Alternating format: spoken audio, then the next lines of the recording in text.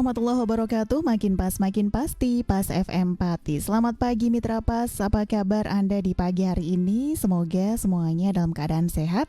Dan kembali Amel menyapa Anda kali ini dalam program Halo Bu Bidan, kerjasama Radio Pas FM Pati dengan Stikes Bakti Utama Pati Mitra Pas ya. Dan di pagi hari ini kita akan membahas mengenai ketidaknyamanan yang sering dialami ibu hamil. Untuk Anda yang ingin bertanya, Anda bisa SMS ataupun WA di 085277999101 atau bisa telepon di 0295385877.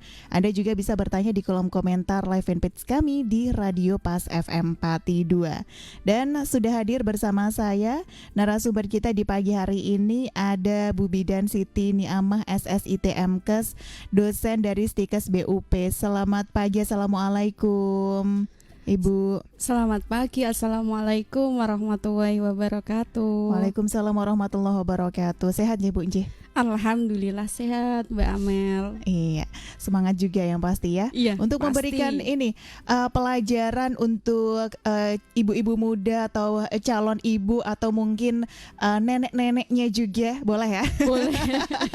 Boleh atau banget. Ayah-ayah juga gitu, seperti di depan kita ini juga ya. Mungkin bisa lebih aware lagi nanti sama istrinya ketika hamil lagi, mungkin seperti itu ya. Ketidaknyamanan yang sering dialami ibu hamil ini apa saja? Ini Ibu, monggo. Iya, terima kasih Mbak Amel ya. Ini saya sangat bahagia ya hari ini bisa menyapa warga sekitar Pati. Ya, untuk Halo Bu Bidan kali ini bersama saya akan membahas ketidaknyamanan yang sering dialami oleh ibu hamil.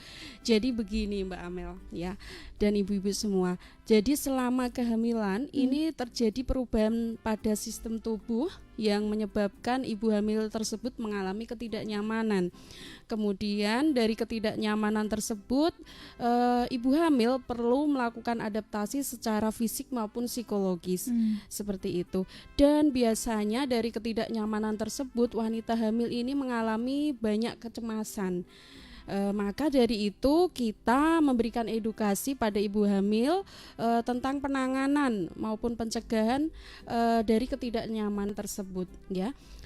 Kemudian sebelum ke membahas ketidaknyamanan yang sering dialami ibu hamil ini sebenarnya ada banyak sekali, tapi nanti saya merangkum beberapa yang paling sering dialami ya.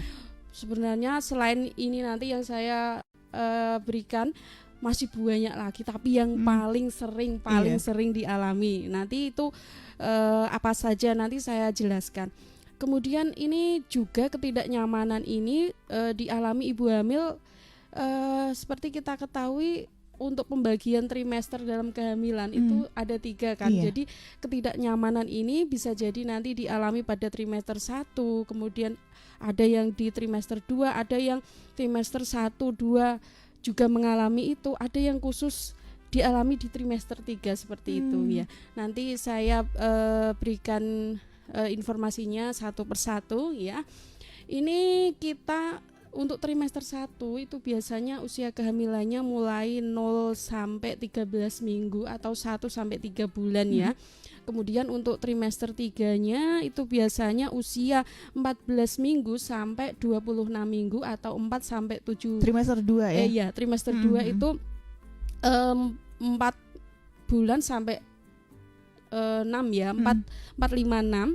Kemudian untuk trimester 3-nya itu biasa usia 7 sampai 9 bulan atau biasa dalam minggu itu adalah masuknya 27 minggu sampai 40 minggu gitu ya. Ini untuk ketidaknyamanan yang sering dialami. Yang pertama kali itu ini namanya hiperemesis. Apa itu hiperemesis? Hiperemesis itu sebenarnya mual muntah yang berlebih. Untuk sebelum ke hiperemesis ini biasanya ada ibu hamil itu mengalami emesis. Emesis itu hanya mual muntah di pagi hari, itu namanya emesis gravidarum. Kalau sudah sangat sering itu namanya hiperemesis gravidarum seperti itu. Nah, ini sering dialami pada ibu khususnya pada trimester 1. Jadi ibu hamil trimester 1 dia mengalami mual muntah, kemudian mual muntahnya berlebih di pagi hari itu merupakan salah satu ketidaknyamanan ya. Untuk penanganannya ini langsung ke penanganan tiap satu ketidaknyamanan langsung kita bahas penanganannya. Penanganannya sebenarnya itu simple, jadi ibu hamil gak perlu merasa khawatir atau bingung saya ini kenapa, saya mengalami apa, itu tidak perlu. Ini sebenarnya normal, fisiologis. Jadi untuk penanganannya ini adalah mengatur pola makan. Pola makan ya. Jadi makannya itu sedikit tapi sering. Jangan makan langsung banyak seperti itu. Jadi pola makannya sedikit tapi sering, sebisanya tidak paksa harus makan, itu enggak. Kemudian makannya ini sebaiknya yang biskuit seperti itu. Kemudian juga minum yang hangat. Minumnya hangat. Kemudian kalau bangun di pagi hari itu jangan langsung bangun terus beraktivitas, jangan. Jadi bangun perlahan, kemudian duduk dulu, kemudian baru minum, baru bangkit dari tempat tidur seperti itu. Jangan langsung bangun terus beraktivitas, itu jangan. Kemudian juga menghindari makanan yang berbau menyengat, atau juga yang goreng, yang ada minyak-minyak seperti itu. Itu juga merupakan penanganan simpel untuk keluhan mual muntah berlebih atau hiperemesis gravidarum seperti itu. Gitu Mbak Amel. Kemudian juga ada lagi sebenarnya, yaitu ini harus menghindari stres. Menghindari stres. Karena ini penyebabnya selain hormonal juga ternyata hiperemesis gravidarum itu karena psikologis dari ibu hamil. Jadi menghindari stres. Kemudian juga menghindari konsumsi kafein ya, atau teh juga. Jadi menghindari itu bukan berarti langsung nggak boleh ya, tapi sebaiknya dihindari dulu kalau pas ibu itu mengalami hiperemesis seperti itu. Menghindari minuman yang mengandung kafein ya. Terlebih kafein seperti itu. Kemudian juga penanganannya ini simpel tapi biasanya berhasil. Minum ini teh hangat. Ini jahe hangat ya.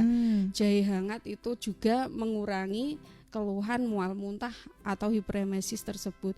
Dan bila perlu, ini yang terakhir ini, bila perlu kalau memang mual muntahnya kok berlebih, biasanya pasien itu banyak datang ke tempat saya, Bu, saya sudah nggak kuat ini Bu, saya minta obat Bu. Itu boleh diberi obat, itu namanya B6 ya, diberikan untuk ibu hamil yang mengalami hiperemesis gravidarum dan ini sudah mengganggu aktivitas sehari-hari, tidak bisa ditangani dengan yang mengatur pola makan tadi, menghindari kafein, kemudian sudah dikasih penanganan minum jahe tadi masih belum mempan Bu, ini ya.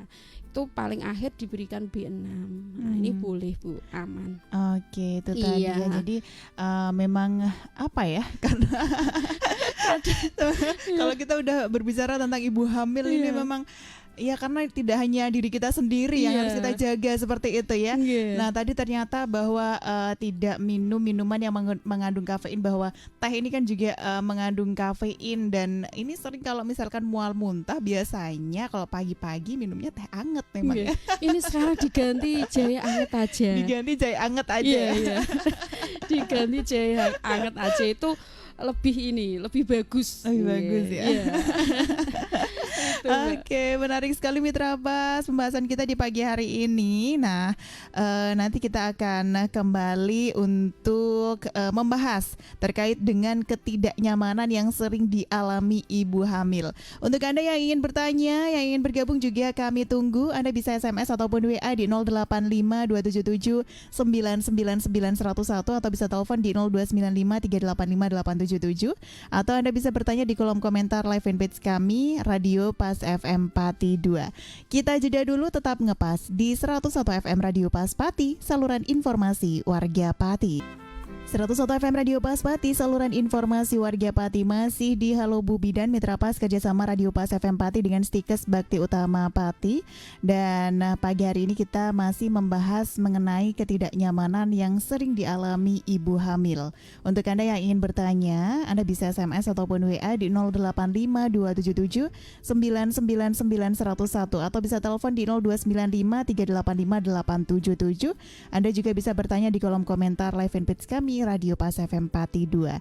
Ini sudah ada yang gabung, Ibu dari Bu Fatim di Kayen. Assalamualaikum warahmatullahi wabarakatuh, Bu Bidan. Saya umurnya 48 tahun.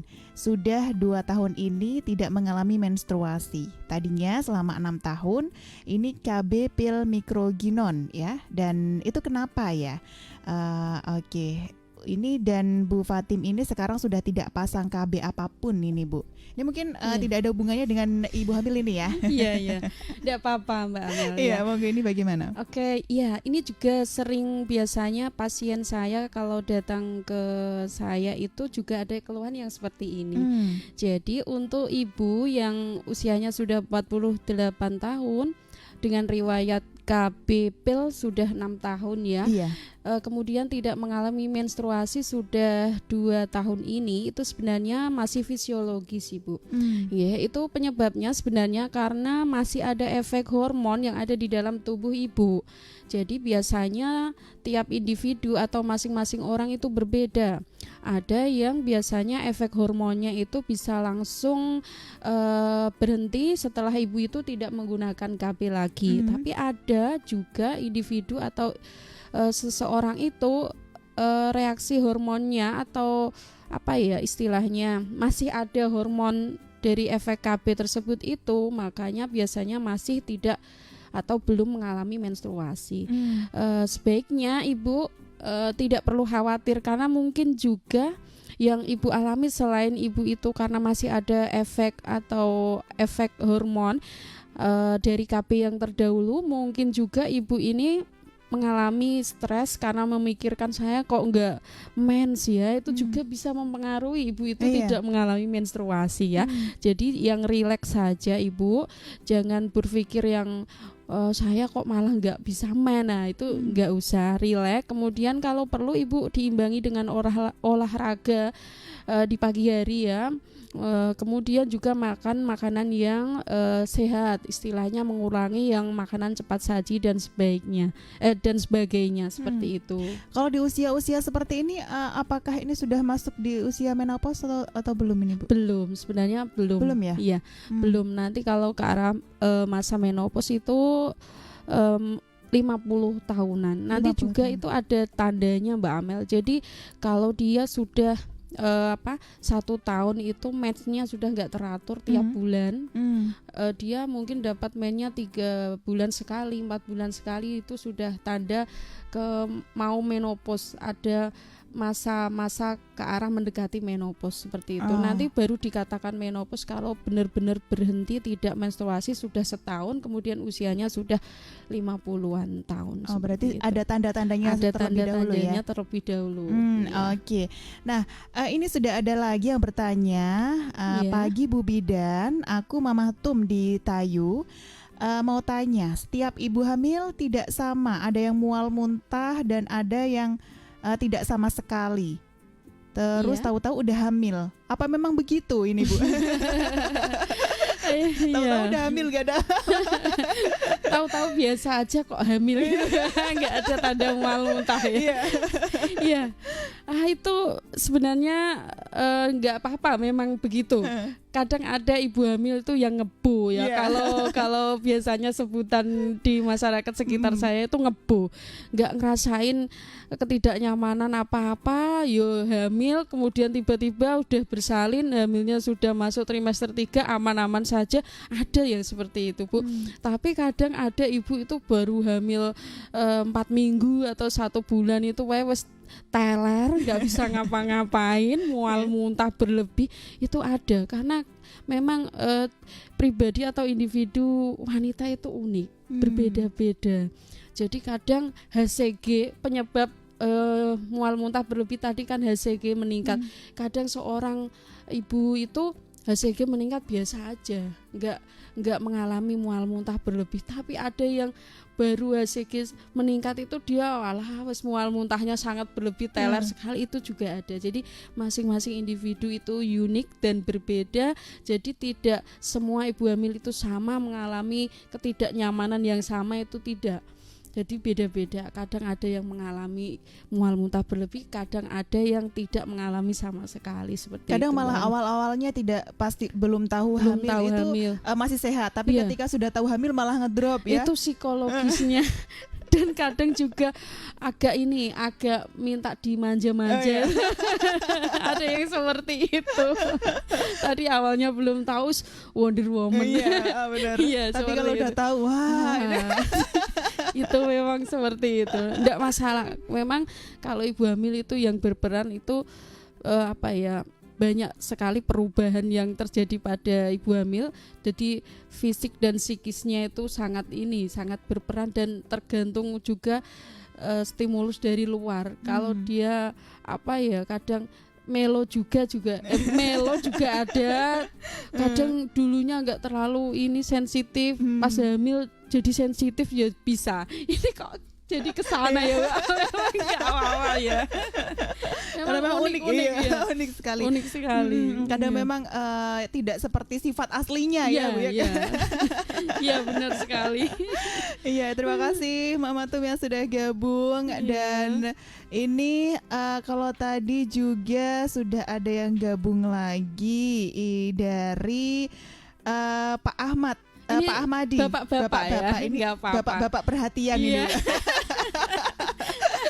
Ini bapak perhatian luar biasa. Gimana Pak Ahmadi? Pak Ahmadi di Pati, izin bertanya Bu, apakah ibu hamil memang akan menjadi pecemburu? Nah, ini apa yang harus dilakukan suami agar istri yang sedang hamil bisa tetap santai dan tenang?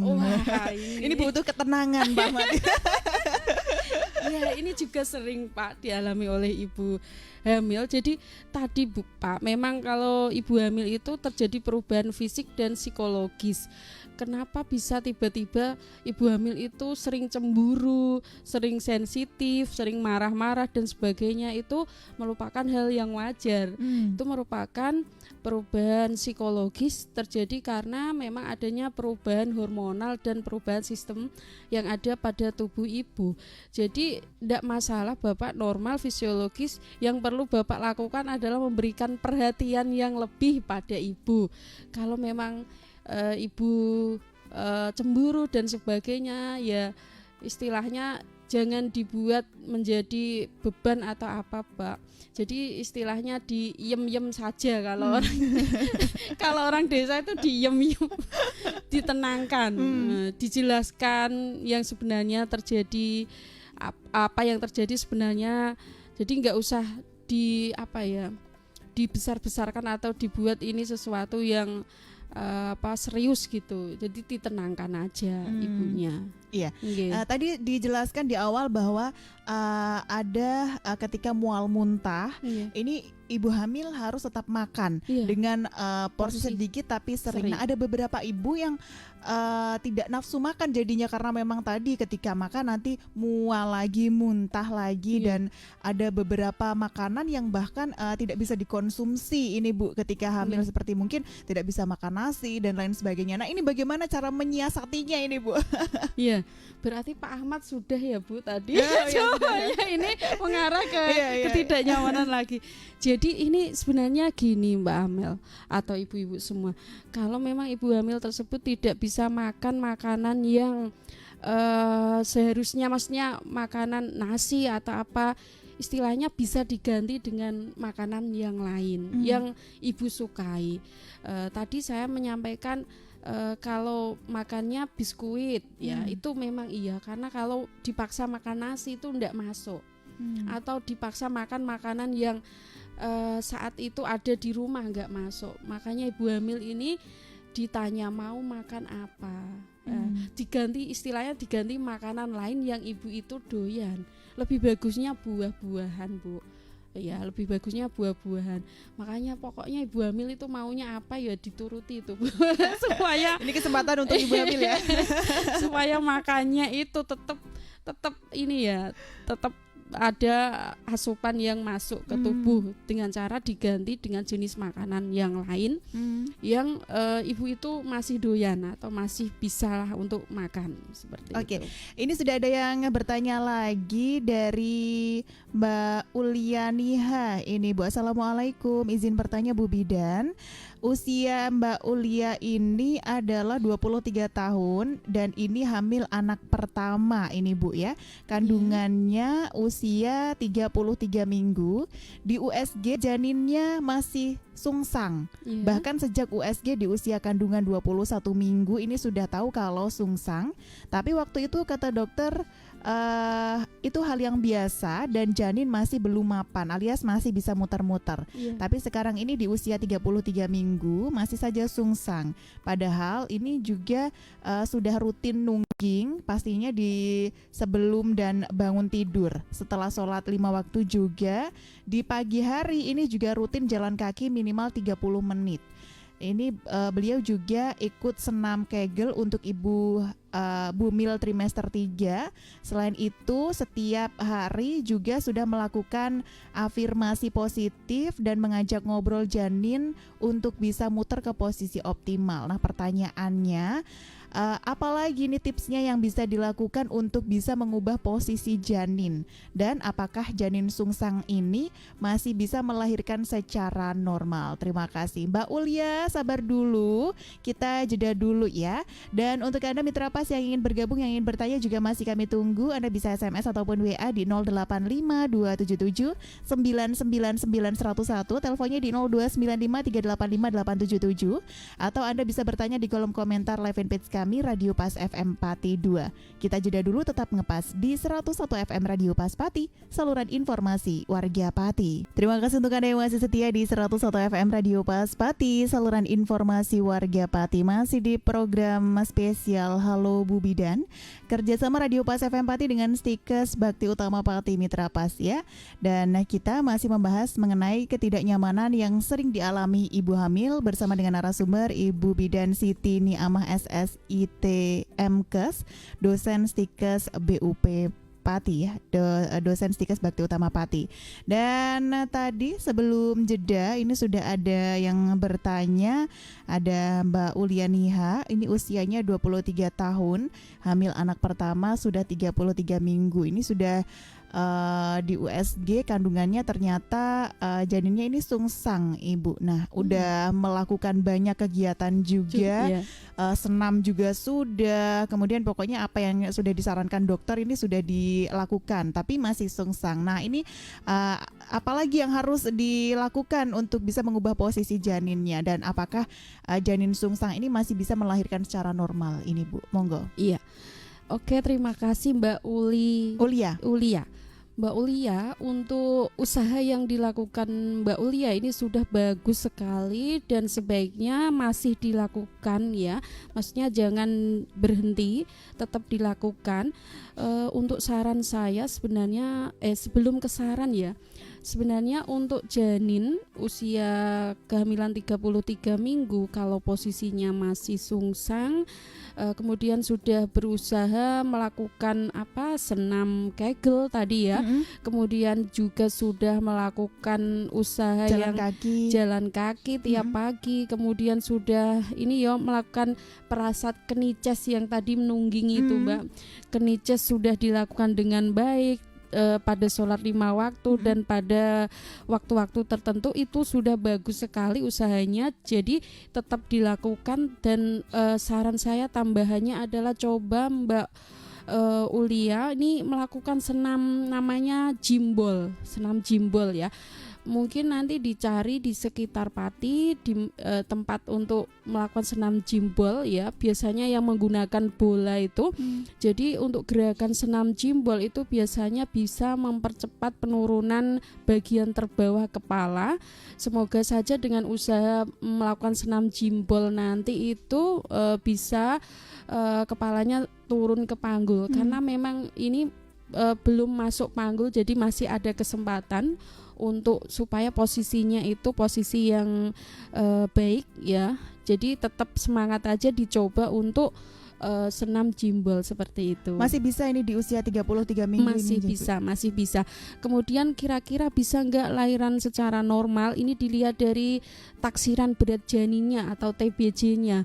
Kalau TBJ-nya kecil, ya istilahnya mungkin di bawah 3 kilo ya atau 300 gram itu kemungkinan bisa.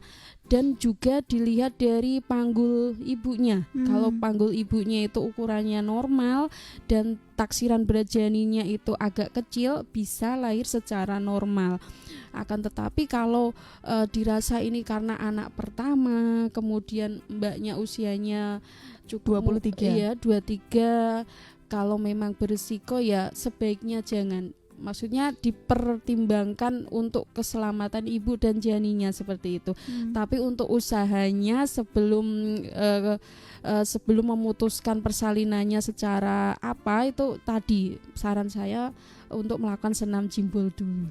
Kalau gitu. untuk senam kegelnya ini masih bisa dilanjutkan lagi nih Bu? Bisa ditambahkan dengan senam jimbol seperti itu. Oke, itu dia Mbak Ulia ya. Iya. Kalau misalkan masih ada yang mau ditanyakan lagi, monggo boleh ditunggu. Dan mungkin kita lanjutkan lagi nih Bu untuk ketidaknyamanannya. Iya, karena sebenarnya ada banyak sekali Mbak Amel dan ini baru kita bahas satu ya. tentang mual muntah yang berlebih. Dan yang berikutnya ini ada namanya ketidaknyamanan itu hipersaliva. Hipersaliva itu adalah penyebabnya karena peningkatan keasaman dalam mulut, juga karena hormon ya. Ini air liur ibu hamil itu meningkat. Jadi ibu itu seperti ingin meludah terus. Nah, ini juga merupakan ketidaknyamanan ya yang dialami ibu, dan ini pada trimester 1 biasanya. Hanya di trimester 1 ya? Iya, ini hanya di trimester 1. Jadi ibu hamil sering mengalami ini pada trimester 1, apalagi ditambah dengan mual muntah. Wah, ini membuat ibu hamil tadi nggak mau makan, nggak ini dan seterusnya, nggak nyaman sekali ya. Untuk penanganannya ini sangat mudah. Jadi ibu itu disarankan untuk menyikat gigi, mungkin lebih sering ya, yang biasanya 2 kali sehari itu lebih sering. Mungkin kalau memang saat terjadi pengen meludah terus gitu ya, sikat gigi dulu, kemudian setelah itu berkumur dengan air hangat. Dan yang agak enak ini makan permen yang rasa mint. Nah, ini untuk mengurangi tadi air liur yang bertambah dan yang sering meludah tadi. Tidak apa-apa ini makan permen ini Bu? Enggak apa-apa, tidak apa-apa, tapi ya jangan banyak itu juga, kalau terlalu banyak enggak baik ya. Jadi ini hanya untuk mengurangi ketidaknyamanan yang sering ingin meludah itu dengan tadi nek wes di sikat gigi pun reda enggak apa-apa, berarti cukup dengan sikat gigi aja. Belum reda, kumur dengan air hangat. Kumur air hangat sudah reda, ya sudah. Kalau belum reda, baru yang terakhir makan permen yang rasa mint seperti itu ya. Itu tadi yang kedua ya. Kemudian ada apa lagi nih Bu? Ada, ini terjadi pada kehamilan trimester 1, 2 dan 3. Oh, selama masa kehamilan ini ya? Iya, selama masa kehamilan ini bisa jadi ibu ini mengalami ketidaknyamanan ini. Apa itu Bu? Pusing. Pusing. Ya, pusing. Ibu hamil kok sering pusing. Pada TM1, 2 maupun 3 ini juga ada. Nah, penyebab pusingnya ini bisa jadi karena ibu tersebut mengalami tanda ke arah anemia. Kemudian bisa jadi ibu itu mengalami tanda ke arah namanya itu hipertensi yang mengarah ke preeklamsi. Jadi ibu itu mengalami pusing. Oh, jadi tidak hanya kurang darah tapi juga ke arah hipertensi dulu awalnya. Hipertensi dulu, kalau hipertensi bisa jadi ke preeklamsia. Tanda preeklamsia itu kan salah satunya pusing itu. Jadi pada kehamilan TM1, 2, 3 pusing ini bisa jadi terjadi pada ibu hamil seperti itu. Sejak trimester pertama ini juga sudah ada tanda-tanda sebenarnya ya. Tapi penyebabnya beda-beda tadi. Bisa jadi penyebabnya karena ke arah anemia atau tadi hipertensi meskipun maupun tidak ada preeklamsi. riwayat hipertensi ini. Iya, loh ini yang penting ini Mbak Amel. Kalau tidak ada riwayat hipertensi pun, kalau ibu hamil itu pada masa kehamilan biasanya ini ada namanya ibu hamil ini mengalami tekanan darah naik, walaupun dia nggak ada riwayat hipertensi. Ada yang namanya hipertensi gestasional. Jadi dia mengalami hipertensinya itu hanya selama masa kehamilan seperti itu. Nah itu kalau biasanya nggak tertangani, mengarahnya kalau tekanan darahnya semakin tinggi mengarah ke tanda preeklamsia seperti itu. Nah ini untuk penting ibu hamil periksa. Iya, makanya rutin. perlu ibu hamil itu periksa supaya tahu TTV-nya. Terutama tekanan darahnya atau biasanya tensinya itu. Jadi kalau TTV-nya dari mulai trimester 1 sampai 3 normal itu aman ya. Kalau mulai TM1 awalnya normal, TM2 tinggi ini perlu waspada seperti itu. Oke. Ini sudah ada gabung lagi. Ini dari Gabus. Assalamualaikum Bu Bidan. Mau tanya, saya saat ini KB suntik 3 bulan, sudah 1 tahun lebih. Tapi selama KB tidak pernah haid sama sekali. Dan yang ditanyakan adalah kemana darah haid saya? Apakah ada bahaya di kemudian akibat tidak haid ini Bu? Oke, untuk yang sudah gabung sabar dulu, kita jeda dulu ya dari Bu Nunung ya. Dan untuk Anda Mitra Pas yang ingin bergabung juga masih kami tunggu. Anda bisa SMS ataupun WA di 085277999101. Teleponnya di 0295385877 atau Anda bisa bertanya di kolom komentar live fanpage kami Radio Pas FM Pati 2. Tetap ngepas di 101 FM Radio Pas Pati, saluran informasi warga Pati. Terima kasih untuk Anda yang masih setia di program Halo Bu Bidan kerjasama Radio Pas FM Pati dengan Stikes Bakti Utama, yang kali ini kita membahas mengenai ketidaknyamanan yang sering dialami ibu hamil bersama dengan narasumber Ibu Bidan Siti Niamah SSITMKes, dosen Stikes BUP Mitra Pas ya. Tadi sebelum jeda sudah ada Bu Nunung di Gabus yang bertanya tentang KB ini. Saat ini beliau ini KB suntik 3 bulan. Nah sudah 1 tahun lebih, tapi selama KB ini tidak pernah haid ya, sama sekali nih Bu. Yang ditanyakan kemana darah haidnya, apakah ada bahaya di kemudian akibat tidak haid ini Bu? Monggo. Iya, Bu siapa tadi? Bu Nunung. Bu Nunung ya. Keluhan yang dialami oleh Bu Nunung ini banyak sekali dirasakan oleh pasien saya, terutama akseptor KB suntik 3 bulan ya. Memang Bu, untuk KB suntik 3 bulan ini efek sampingnya adalah amenore atau tidak mendapatkan menstruasi sama sekali. Ini Ibu karena baru 2 tahun menggunakan ya. Jadi untuk efek samping itu adalah normal Bu. Ibu tidak perlu khawatir dan itu tidak merupakan penyakit atau apa, tidak. Ini karena murni dari efek samping KB Ibu. Gitu nggih. Untuk darahnya kemana? Ini sebenarnya karena Ibu ini kan menggunakan KB suntik ini, jadi efek siklus menstruasinya ini tidak seperti kalau siklus menstruasi normal. Jadi tidak ada penebalan dinding rahim, kemudian peluruhan dinding rahim itu tidak ada. Karena ini dipengaruhi oleh hormon sehingga tidak ada darah yang keluar memang. Jadi Ibu tidak perlu khawatir darahnya kemana ya, tidak kemana-mana. Tidak mengalir ya. Tidak terjadi ini Bu, penebalan dan peluruhan dinding rahim sehingga tidak ada darah menstruasi.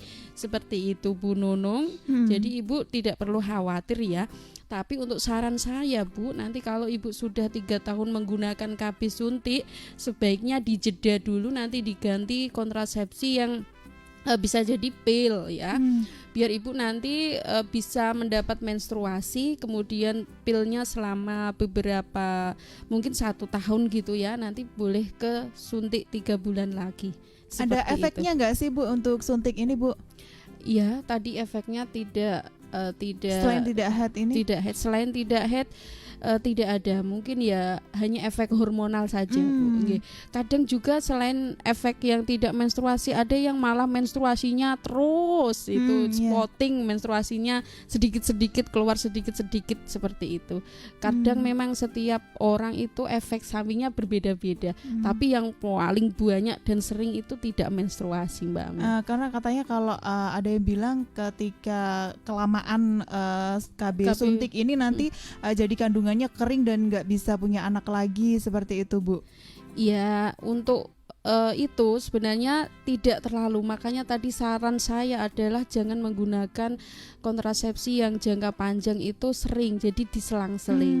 Tadi saya menyarankan kalau sudah 3 tahun menggunakan KB suntik 3 bulan, nanti diselingi ibu berganti dengan kontrasepsi yang efek hormonalnya itu jangka pendek, contohnya pil. Efeknya kan jangka pendek, nanti kembali kesuburannya itu lebih cepat. Kalau yang efeknya jangka pendek seperti salah satunya pil atau suntik 1 bulan, itu dia nanti kembali kesuburannya cepat. Seperti itu. Itu tadi Bu Nunung ya. Terima kasih Bu Nunung. Dan karena waktu kita terbatas ini Bu, monggo untuk kesimpulannya pagi hari ini. Untuk kesimpulannya pagi ini, jadi untuk ibu hamil ya, ini tidak perlu khawatir jika mengalami ketidaknyamanan ya, ketidaknyamanan seperti mual muntah, kemudian hipersaliva, kemudian yang tadi tentang pusing ya. Jadi ketidaknyamanan tersebut merupakan suatu hal yang fisiologis. Sebenarnya ini saya mau kalau ada ketidaknyamanan yang lain tadi kan belum saya bahas ya. Ini sebenarnya ada ketidaknyamanan yang ibu perlu waspada dan hati-hati dan perlu ke petugas kesehatan jika terjadi seperti ini. Jadi ada nyeri perut bagian bawah yang hebat, kemudian keluar darah ya, atau terjadi perdarahan pada kehamilan muda maupun kehamilan tua, kemudian pusing yang tidak bisa hilang saat dipakai istirahat maupun istilahnya dipakai istirahat maupun ditenangkan, nggak bisa hilang. Nah ini perlu ibu itu pergi ke petugas kesehatan untuk pemeriksaan lebih lanjut. Seperti itu, jadi itu ketidaknyamanan yang mengarah ke tanda bahaya Bu. Kalau sudah pusing yang hebat, nyeri perut bawah yang hebat, terjadi perdarahan seperti itu. Menarik sekali Mitra Pas pembahasan kita di pagi hari ini. Namun karena waktu kita terbatas, jadi kita harus pamit undur diri. Terima kasih Bu Bidan untuk waktunya pagi hari ini. Menarik sekali tema kita di kesempatan kali ini. Iya, terima kasih Mbak Amel, Pas FM Pati yang sudah memberikan kesempatan saya untuk bisa istilahnya memberikan sedikit ilmu atau pemahaman pada bunda-bunda semua, ibu-ibu semua. Terima kasih dan mohon maaf jika selama memberikan materi ada tutur kata atau perbuatan yang kurang berkenan, karena ini terbiasa logat Jawa. Iya, kalau di rumah sama pasien itu terbiasa ya. Iya. Mohon maaf sekali lagi. Terima kasih. Iya, terima kasih. Assalamualaikum warahmatullahi wabarakatuh Ibu. Waalaikumsalam warahmatullahi wabarakatuh. Sampai bertemu lagi. Terima kasih juga untuk Anda Mitra Pas yang sudah setia mengikuti program ini sampai akhir. Amel dan juga seluruh kerabat kerja yang bertugas pamit undur diri. Akhir kata informasi Pas FM Pasti. Wassalamualaikum warahmatullahi wabarakatuh.